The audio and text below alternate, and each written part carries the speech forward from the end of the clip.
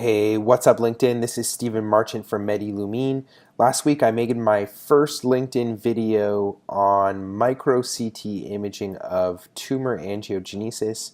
I got some really great feedback in the post from Jim Keenan saying, go deeper, give us some more context. I absolutely love it. I wanted today to take the opportunity to give some more context. So I've been working in the field of small animal imaging for over 7 years.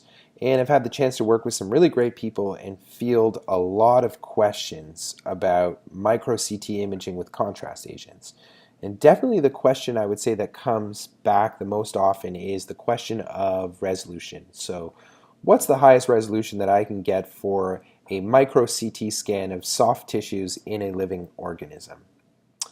What's the context? So the context is, hey Stephen, we just bought this microcomputed tomography system. We've had it for about over a year now. We paid top dollar for it. We paid over $300,000 for this system. And the researchers absolutely love it. They find it's a little bit more accessible than the MRI system. They're using it a lot to do bone imaging. But we find it's a little bit underutilized. We'd like to really maximize the return on this investment. Tell us a little bit more about your contrast agents for soft tissue scanning.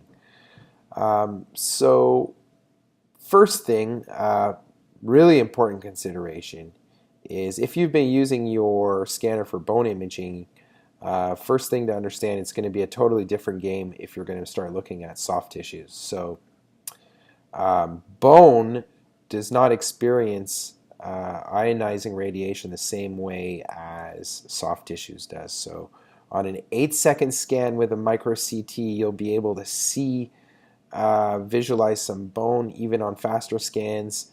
But if you're looking at the soft tissues with contrast agents, you're definitely looking at scans that are going to be over a few minutes, and in the literature, up to an hour. So today in the post, I'm going to put references to 2 really great articles on soft tissue micro CT scanning.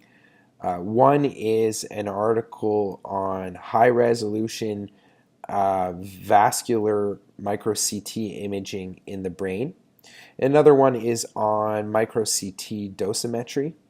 So the first article from a group at Texas Children's Hospital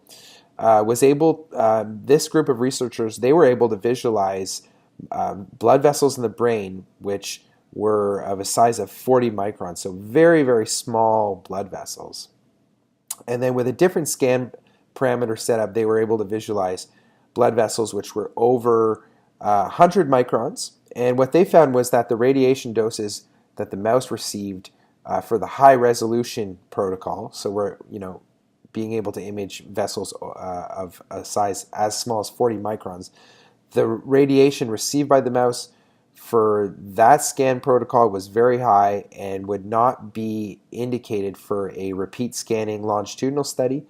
Whereas if the scan protocol they used for the low-res scan, looking at vessels over 100 microns, that one would be a lot more indicated for doing longitudinal repeat scan protocols on the same mouse. So what kind of radiation doses are we looking at?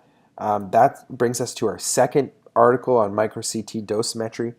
So the LD5030, the dose lethal to 50% of the subjects within 30 days for rodents, is between 5 to 7.6 GY. So folks, if you're looking to do micro CT scanning with soft tissues using contrast agents, have a look at these articles. Ask yourself the question, what's the resolution that I'm hoping to achieve? What are the kinds of things that I need to consider? Another important consideration is the motion artifacts. If you're looking at something like the lungs and your animal's alive, it's breathing, that's going to create some motion artifacts. Is your imaging system able to do gating?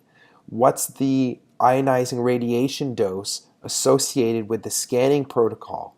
And do you have a way of better understanding that? Maybe there's some research out there, some publications you can look at to get an idea of what kind of radiation dose the mouse or rat's going to be receiving.